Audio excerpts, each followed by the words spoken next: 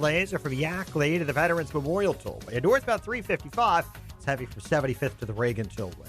8 inch, 22 minutes, Lake Cook to Montrose. Outbound 33. Kennedy running 45 minutes. O'Hare to downtown, a little quicker than the Express. Eisenhower, 49 minutes, 390 to downtown. Stevenson, 55 minutes, 355 to the drive. The Ryan, 25 minutes from 95th. I-57, 33 minutes, I-80 to the merge. Bishop 428.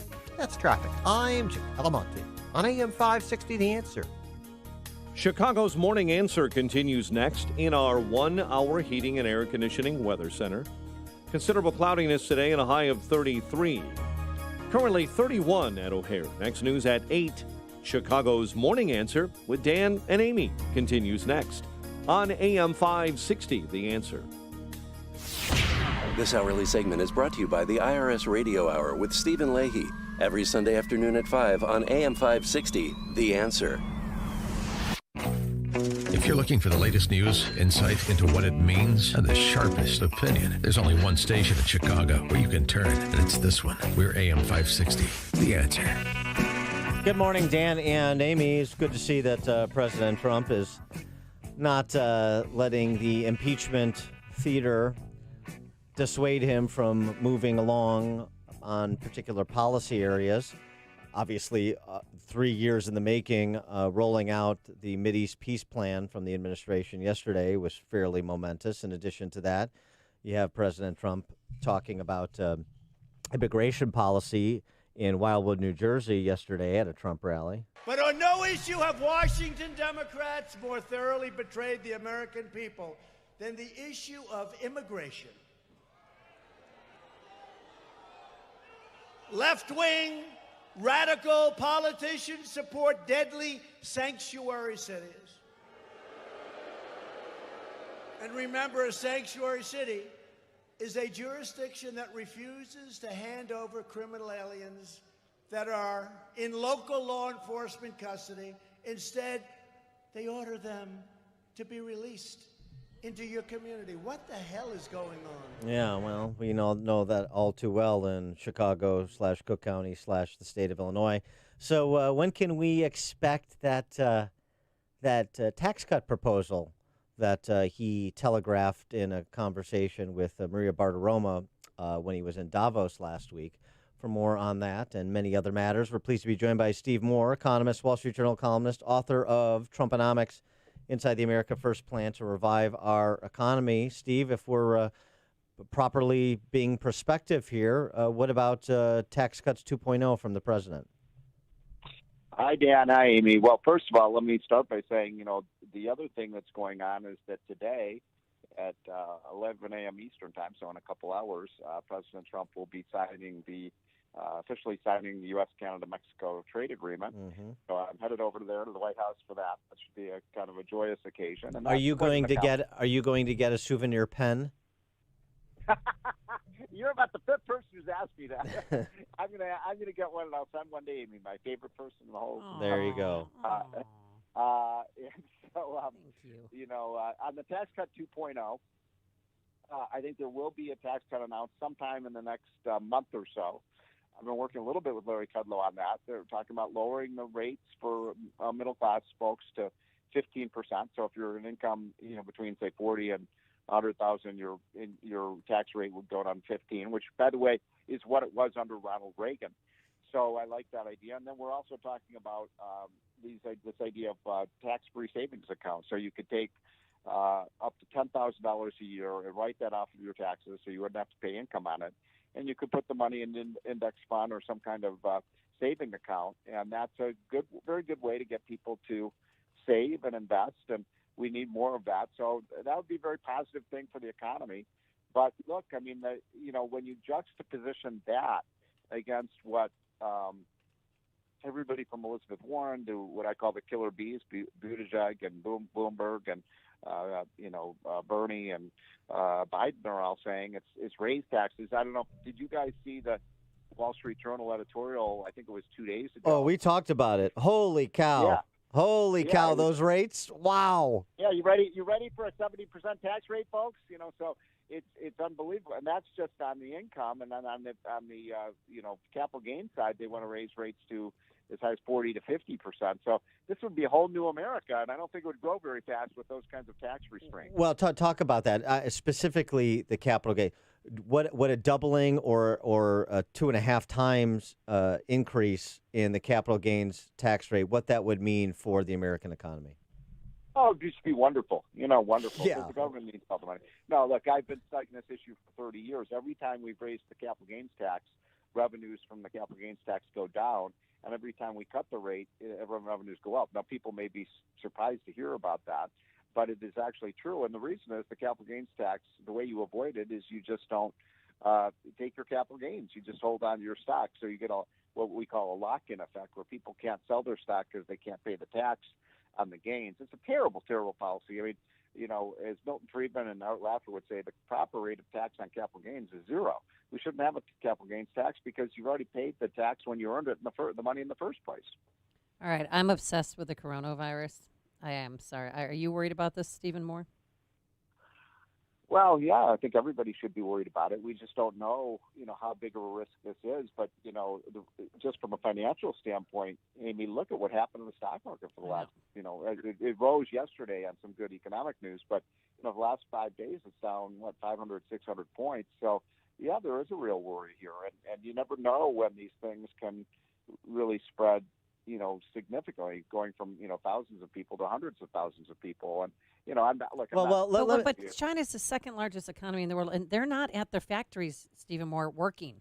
Everybody's on lockdown. Not everybody, but the Wuhan province, which is 11 plus million people. 2,000 Starbucks are closed. The U.S. is mulling over a China travel ban.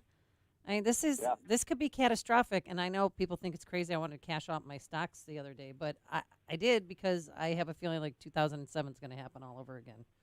Well, look, I would not use the word catastrophic, but it could be certainly a negative. And the most important thing is to make sure the virus doesn't make it here. And there are, how many reported cases are there here in the United States so far? Well, 5, but there's 110 possible cases in 26 states. Well, let's Steve, I know you're not an epidemiologist, you're an economist, so let's focus on that. And the question really becomes: are we living in a world now in the 21st century where, as one French diplomat said of America in the 19th century, if America sneezes, the world gets a cold. If China sneezes, the world gets a cold.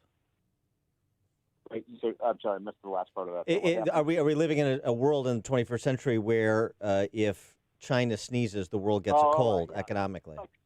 Oh, I've actually said the opposite. That when we sneeze, China catches pneumonia. I mean, economically.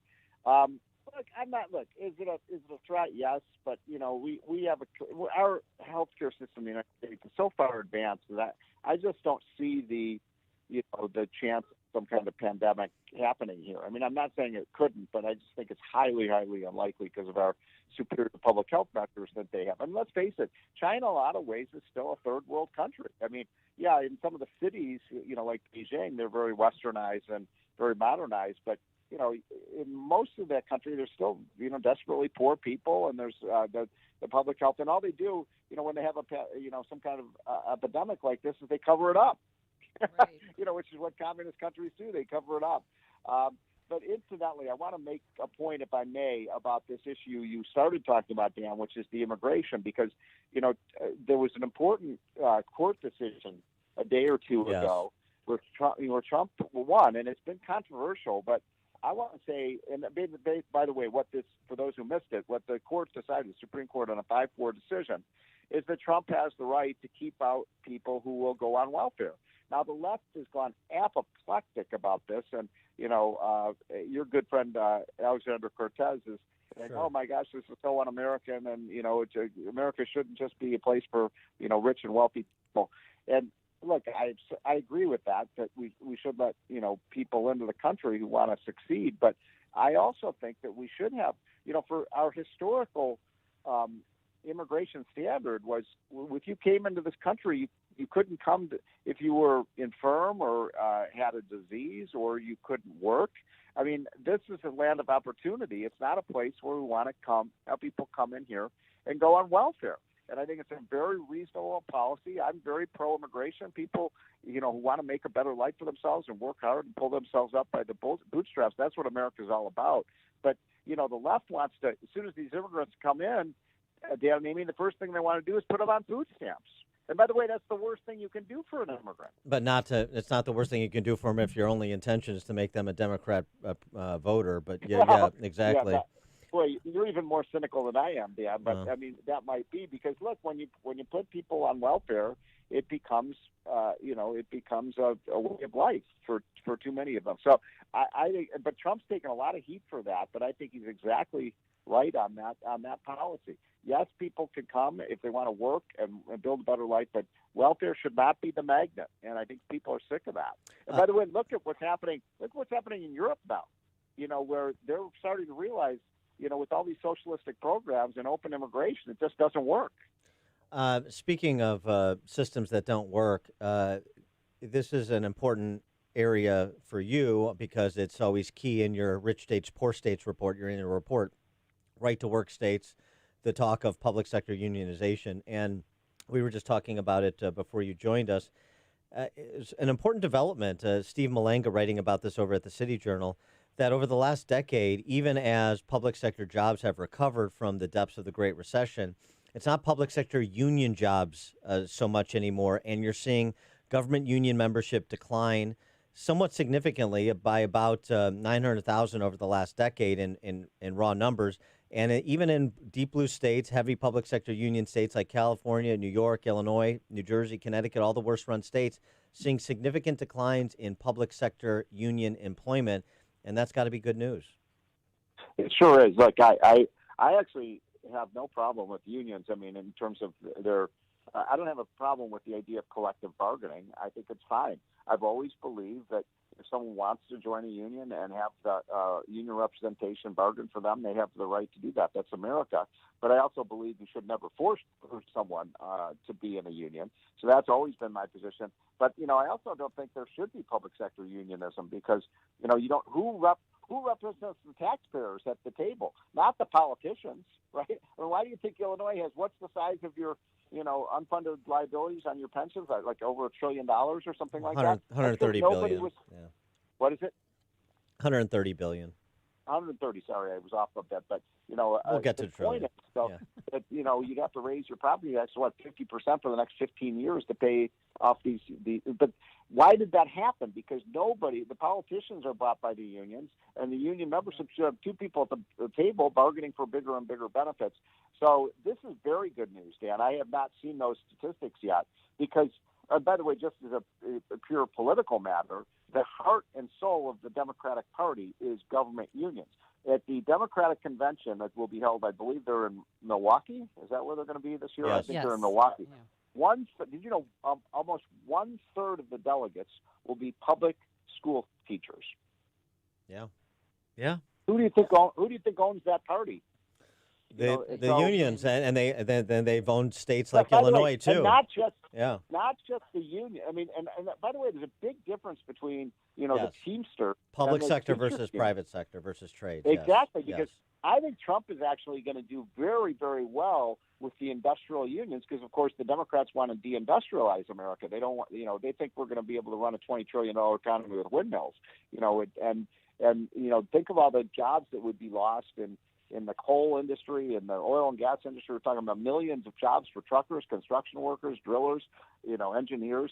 And so anyway, I think that this trend of a decline in public sector unionism is the best news I've heard all week. Thank you, Dan. There you go. I wanted to make you happy. Steve Moore, economist, Wall Street Journal columnist, author of Trumponomics. And where do I send the pen, Amy? Well, you'll hold on. Station. Yeah, we'll get you the address so you I'd can. like it FedEx delivered on that. a silver platter too. Yeah. I'll be standing right to the president, and I'm going to touch my ear. It's my shout out to you guys. Okay. Oh, thank you. We'll be watching. Thanks, Steve. You're the best, Stephen Moore. And he joined us on our turnkey.pro answer line. Connect with Dan and Amy on the AM 560 The Answer mobile app. Just text the word app to 64636 to download the app today. What would you do if you knew there was a place to learn step-by-step strategies designed to help you make the right moves inside the financial markets? A place to develop skills that can help you generate income and build confidence toward your retirement goals. At Online Trading Academy, we know there's an investor in all of us, and we know how to teach people just like you the skills and knowledge that could empower you to take better control of your financial future. Start by taking our free introductory